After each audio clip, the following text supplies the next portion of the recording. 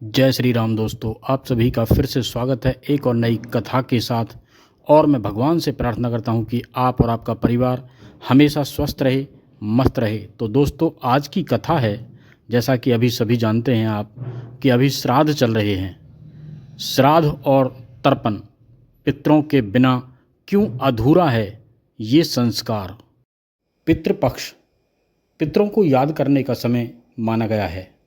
भाद्र शुक्ल पूर्णिमा को ऋषि तर्पण से आरंभ होकर यह अश्विनी कृष्ण अमावस्या तक, जिसे महालय कहते हैं, उस दिन तक पितृपक्ष चलता है। इस दौरान पितरों की पूजा की जाती है और उनके नाम से तर्पण, श्राद्ध, पिंडदान और ब्राह्मण भोजन करवाया जाता है।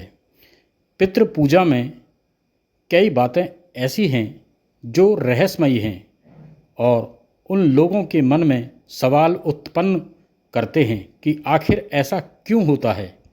श्राद्ध का नियम है कि दोपहर के समय पितरों के नाम से श्राद्ध और ब्राह्मण भोजन करवाया जाता है।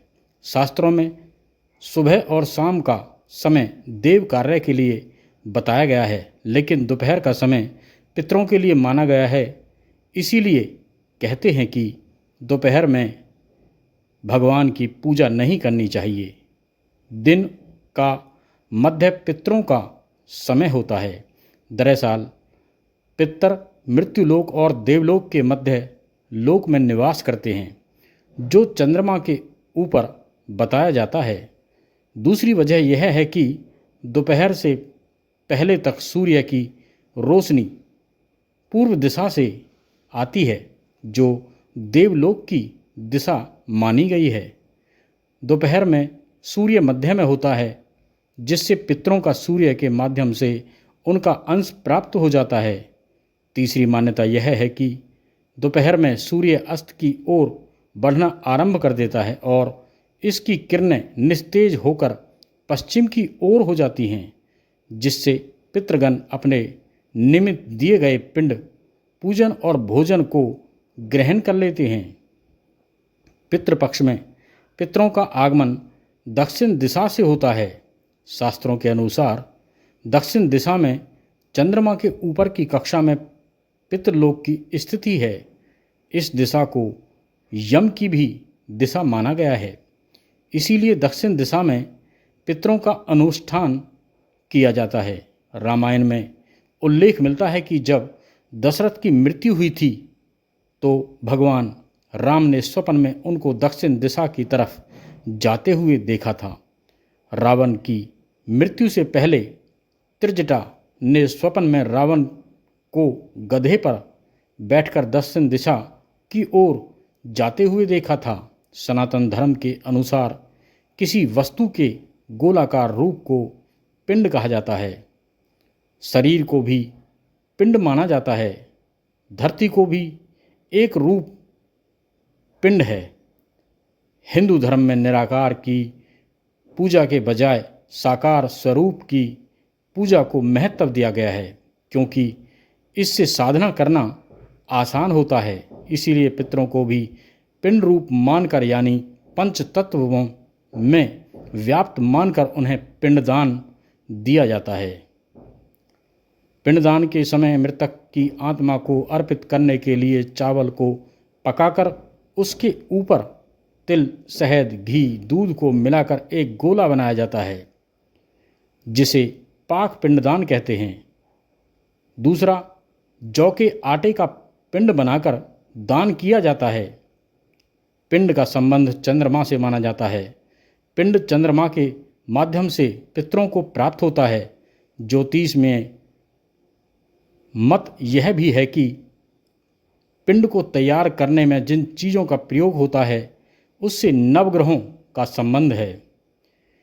इसके दान से ग्रहों का अशुभ प्रभाव दूर होता है। इसीलिए पिंडदान से दान करने वाले को लाभ मिलता है। पितरों की पूजा में सफ़ेद रंग का इस्तेमाल इसीलिए किया जाता है क्योंकि सफ़ेद रंग सात्विकता का प्रतीक है। आत्मा का कोई रंग नहीं है। जीवन के उस पार की दुनिया रंग विहीन पारदर्शी है, इसीलिए पितरों की पूजा में सफ़ेद रंग का प्रयोग होता है। दूसरी वजह यह है कि सफ़ेद रंग चंद्रमा से संबंध रखता है, जो पितरों को उनका अंश पहुंचाते हैं। पुराणों के अनुसार व्यक्ति की मृत्यु जिस तिथि को हुई थी, उसी तिथि में उसका श्राद्ध करना चाहिए। यदि जिनकी मृत्यु के दिन की सही जानकारी न हो, उनका श्राद्ध अमावस्या तिथि को करना चाहिए। श्राद्ध मृत्यु वाली तिथि को किया जाता है।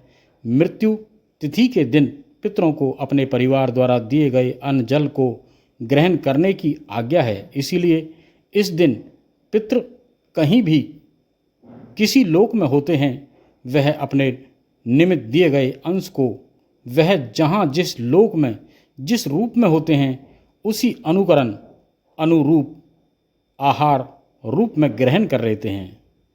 श्राद्ध पक्ष में कोय का बड़ा ही महत्व है।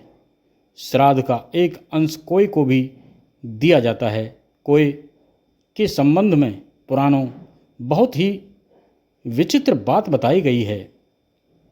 मान्यता है कि कोआ अतिथि आगमन का सूचक एवं पितरों का आश्रय स्थल माना जाता है। श्राद्ध पक्ष में कोय का अगर आपके दिए गए अन्न को आकार ग्रहण कर ले तो माना जाता है कि पितरों की आप पर कृपा हो गई। पुराण में तो कोय को यम का संदेश वाहक कहा गया है। आइए जानते हैं कोय के बारे में और रोचक जानकारी। श्राद्ध पक्ष में कोय का महत्व बहुत ही अधिक माना गया है। पितृपक्ष में यदि कोई भी व्यक्ति कोय को भोजन कराता है तो यह भोजन कोआ के माध्यम से उनके पितृ ग्रहण करते हैं। शास्त्रों में बताया गया है कि कोई भी क्षमतावान आत्मा कोय के शरीर में विचरण कर सकती है। यहाँ यम का दूत होता है। अश्विनी महीने में कृष्ण पक्ष के 16 दिन में कोआ हर घर की छत का मेहमान होता है। लोग इनके दर्शन को तरसते हैं। ये 16 दिन श्राद्ध पक्ष के दिन माने जाते हैं। इन दिनों में कोय एवं पीपल को पितृ का प्रतीक माना जाता है। इन दिनों कोय को खाना खिलाकर एवं पीपल को पानी पिलाकर पितरों को तृप्त किया जाता है। हमारे धर्म ग्रंथों की एक कथा के अनुसार इस पक्षी ने देवताओं और राक्षसों के द्वारा समुद्र मंथन से प्राप्त अमृत को रस चख लिया था। यही कारण है कि कोय की कभी भी स्वाभाविक मृत्यु नहीं होती है। यह पक्षी कभी भी किसी बीमारी अथवा अपने वृद्धा अवस्था के कारण मृत्यु को प्राप्त नहीं होता। इसकी मृत्यु आकस्मिक रूप से होती है। यह बहुत ही रोचक है कि जिस दिन कोय की मृत्यु होती है, उस दिन उसका साथी भोजन ग्रहण नहीं करता। यह आपने कभी ख्याल किया हो तो कोआ कभी भी अकेले में भोजन ग्रहण नहीं करता। यह पक्षी किसी साथी के साथ मिलकर ही भोजन करता है। भोजन बांटकर खाने की सीख हर किसी को कोय से लेनी चाहिए। कोय के बारे में पुराण में बताया गया है कि किसी भविष्य में होने वाली घटनाओं का आभास पूर्व ही हो जाता है। कोय को यम स्वरूप भी माना जाता है और न्याय के देवता शनि देव का वाहन भी कहते हैं। कोआ का सबसे पहला रूप देवराज इंद्र के पुत्र जयंत ने लिया था।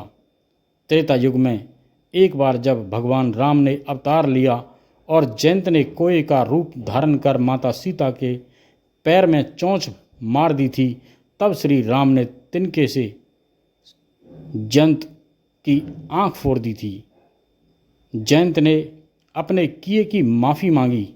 तब राम ने वरदान दिया कि पितरों को अर्पित किए जाने वाले भोजन में तुम्हें हिस्सा मिलेगा। तभी से यह परंपरा चली आ रही है। तो दोस्तों, फिर मिलते हैं एक और नई कथा लेकर। जब तक के लिए जय श्री राम। वीडियो को अधिक से अधिक शेयर करें, लाइक करें, कमेंट्स करें।